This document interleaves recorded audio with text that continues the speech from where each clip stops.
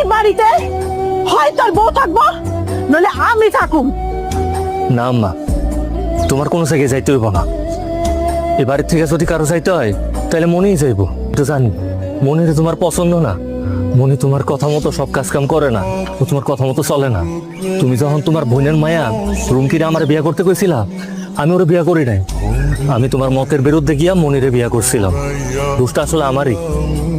ঠিক আছে মা, এত যেহেতু সমস্যা হইতাছে মনিরে নিয়া আর আমার সংসার নিয়া, আমি একটা সিদ্ধান্ত নিচ্ছি। তুমি একটা কাম করো, তুমি খালার মাইয়া রুমকিরে এক সপ্তাহ লাগে আমগো বাড়িতে নিয়ে আসো। রুমকি যদি আমগো বাড়িতে আইসা তোমার মন জুগাইয়া চলতে পারে, এ বাড়ির সব কাজ কাম তুমি যেমনে কও অমনে করতে পারে, তাহলে যাও। এক সপ্তাহ পরে আমি রুমকিরে বিয়া করব, আর মনিরে আমি তালাক দিয়া দিব। এত বড় একটা সিদ্ধান্ত তুমি আমার না জিজ্ঞাসা লয়ে রইলা। আমার যদি তালাকে দিবা তাহলে আমার বিয়া করছো কেন তুমি? মায়ের কথাই বউ তালাক দিয়া দিবা।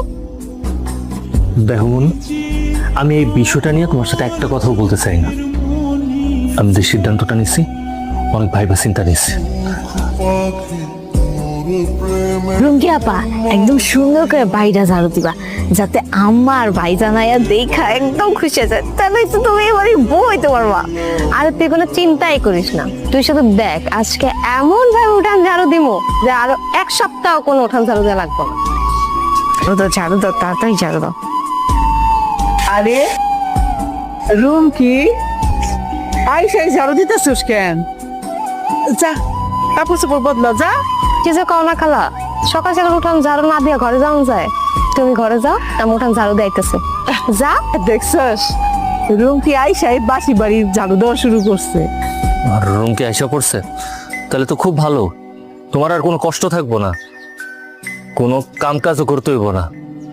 ঠিক আছে রুমকি, তুই যেহেতু আইসাই পড়ছস, তাইলে ঘরের কাম কাজ সব ঠিকঠাক মতো করিস, যাতে তোরে নিয়ে আমার আবার কোনো অভিযোগ না থাকে। রুমি আপা, আমার এই কাপড় চোপড়গুলো একটু ধুয়ে দাও তো। কেন তোর কাপড় চোপড় আমি ধুতে যাবো কেন? নিজের কাপড় নিজে ধুয়ে নিতে পারস না? আমি ধুয়ে নিব মানে? ভাবি থাকতে তো সবসময় ভাবি আমার কাপড় চোপড় দিয়ে দিছে। দেখো, তুমি যদি আমার কাপড় চোপড় গুলো না দিয়ে দাও, আমি কিন্তু আম্মার কাছে বিচার দিব। আমার কাছে বিচার দিলে আম্মা কিন্তু অনেক রাগ করবো। আমি এই বাড়িতে তোর ভাইয়ের বউ হইতে আসছি, কোনো চাকরানি হইতে আসি নাই। আর আমি যদি কাপড় চোপড় ধুই, তোর ভাইয়ের কাপড় চোপড়ই ধুবো, অন্য কারো কাপড় চোপড় ধুইতে আমি পারবো না। তাহলে কিন্তু যা, আর নিজের কাপড় নিজে ধুই আনি।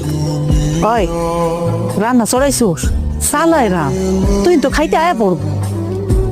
শোন,